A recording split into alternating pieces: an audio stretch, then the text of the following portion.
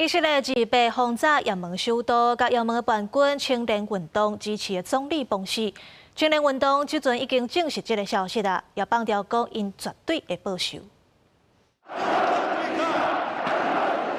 也标记花口号，也门民众组织伫首都沙那表达支持加沙民众的诉求。以色列28空袭也门的首都沙那，传出也门叛军青年运动武装组织所支持的总理拉哈维伫空袭当中死亡。青年运动旗下的马西拉电视台马上也证实消息。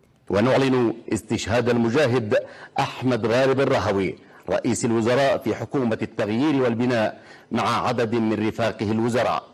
حيث استهدفهم العدو الإسرائيلي المجرم الغادر في ورشة عمل اعتيادية تقيمها الحكومة لتقييم نشاطها وأدائها خلال عام من عملها. 拉维是2024年8月开始做青年运动掌控的北也门政府的总理，主要负责行政的工作，军事相关的工作是由助手穆夫塔负责。在伊牺牲了后，穆夫塔会接任总理。除了拉哈维，包含能源部长、外交部长等等，拢因为空袭死去。